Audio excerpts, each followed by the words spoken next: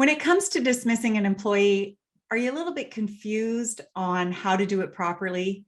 Maybe you've already experienced a termination that didn't go quite right, or maybe you have heard that terminations can get a little bit complicated.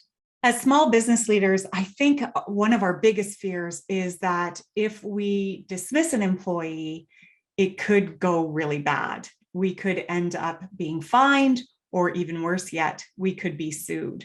And I think there's also an element of fear with how our existing employees will react to that particular termination.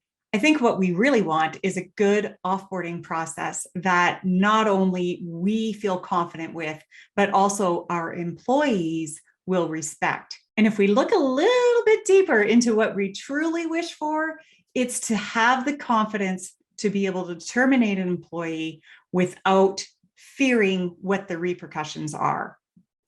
Do you feel like you resonate with what I'm saying? If you do, continue watching. I'm going to share 4 steps on how to dismiss an employee properly.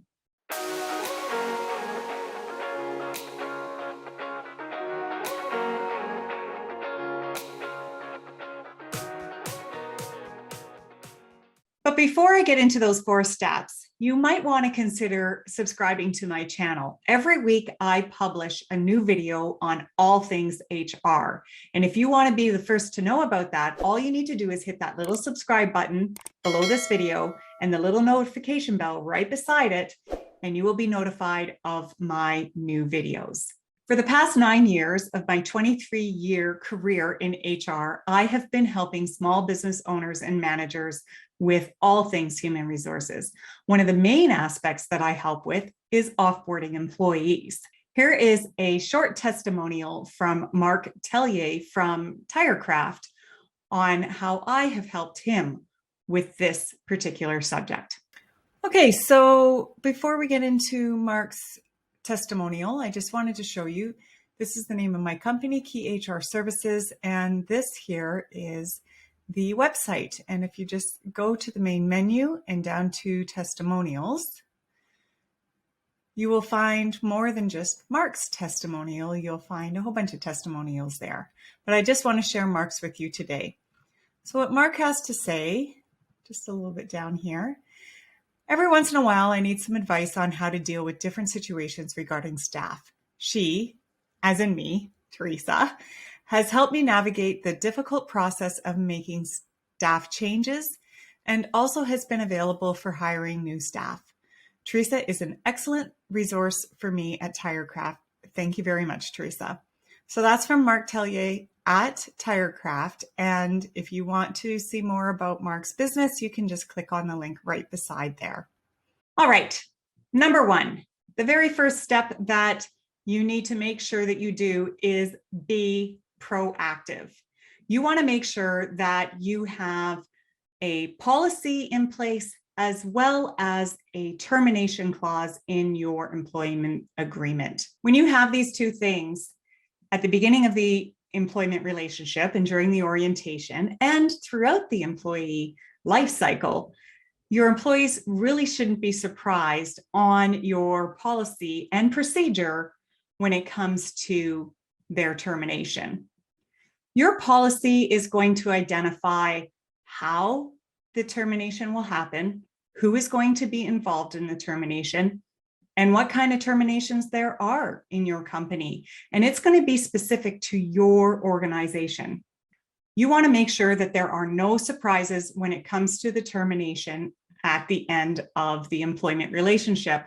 So having that policy is going to do that, as well as in the employment agreement, your termination clause is going to lay out specifically how you're going to pay that employee when it's time for termination. Not only will this make it clear to the employee throughout the employee life cycle on how you deal with terminations, but it's also going to protect you from future legal issues. Unfortunately, I learned this step the hard way as a very new HR manager.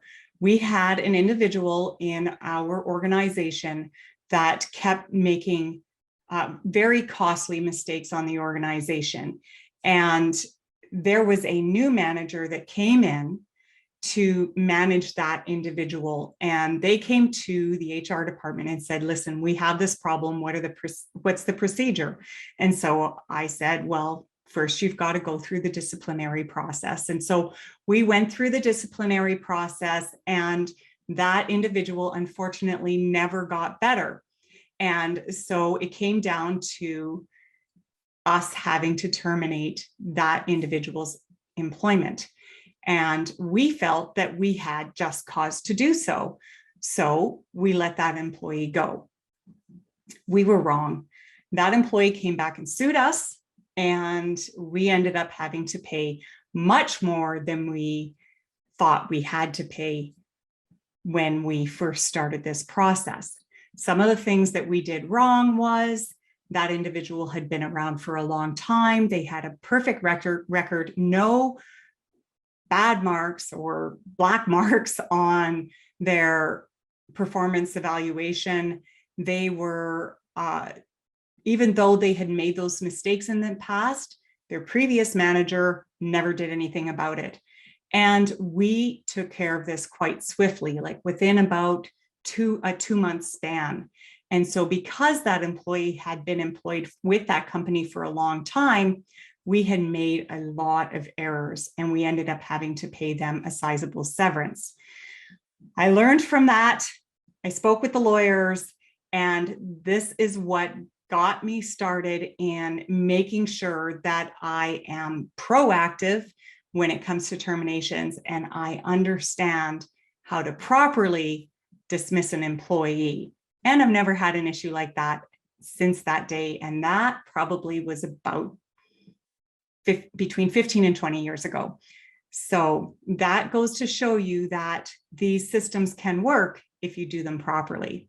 And the good news for my clients and my program members is that I have created a system that is all about prevention, so that they never have to experience that awful thing that I had to experience as a new manager. So tell me this, if you were to have an offboarding plan that was proactive, how would that make you feel? Let me know in the comments below this video. I'd love to hear them. All right, tip number 2, plan out the termination. Unless there is a threat to the health, safety, or environment of the organization or its employees, you need to take the time to do the termination of employment correctly. There are several important steps to planning a termination. The very first one being to not dismiss an employee on a Friday. Now, you may have heard this before, but maybe you're wondering, why is it that you want to avoid a Friday? Well, first of all, it's very difficult for your payroll department to try to get everything done after the termination. Secondly, it gives that person an opportunity to not only seek professional advice on the very next business day. So if they were to be let go on a Tuesday or a Wednesday, they would have the next day and possibly the day after that to seek professional advice. And also it gives them the opportunity to start job searching immediately. The second thing is to make sure that you have all of your documentation ready for the termination on the day of the termination. You'll want to make sure you have the termination letter, any supporting documentation, such as if there is a release involved, to have that release attached, any benefits documentation, any information regarding the record of employment. You want to have that prepared, and you want to hand that to them in the termination meeting. And lastly, you want to ensure that all appropriate parties that need to know about the upcoming dismissal are aware of it. For instance, your IT department, you want them to be able to take away that access to that computer probably while they're in the dismissal meeting. And other important, maybe there are some safety codes, key codes, anything along those lines that you will want to take care of ahead of time. If you were to look back at your termination practices, From what I've told you so far, do you feel like you have had a good handle on dismissing your employees, or do you feel like you could tweak a few things? Let me know in the comments below this video. All right, the third tip I'm going to give you on how to properly dismiss an employee is to know your rights. You will want to know the difference between statute law and case law, and when to refer to both. For instance, if you were to pay an exiting employee the minimum legislative requirement, would that be enough? Make sure that you know that the minimum legislative requirement is enough. So how do you do this? First of all, you want to make sure that you are educated on what the different laws mean. And secondly, if you don't know, you want to tap into the resources that you have, whether it be an HR professional or a legal professional, depending on the severity of the case. You will want to get that information before you terminate that employee. Of course, the more complicated the termination of employment is, the more I personally would suggest that you seek legal advice. To get educated in this area and to have access to an HR professional, the Complete HR Blueprint, the program that I offer, covers employment legislation, including case law and common law, and it also covers how to properly offboard employees.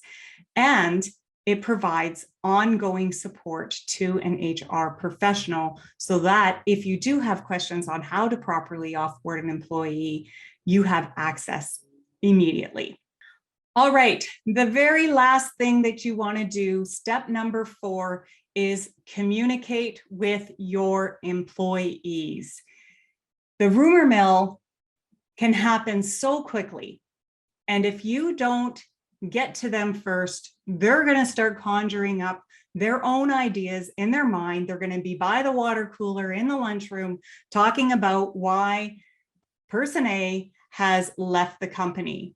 You want to mitigate that as much as possible. So communicating with them as soon as that person has been dismissed is going to lower that chance of the rumor mill starting. Now, of course, I don't think that it would be a good idea for you to share the details of that dismissal, but I do think it's a good idea for you to share why it is important to have a cohesive team, and even share your company values with them, that the individual who left the company didn't fit in that mold, and you are looking for a team that does fit in to your culture and into your company values. Remind them of that when you're communicating with them that this person has left.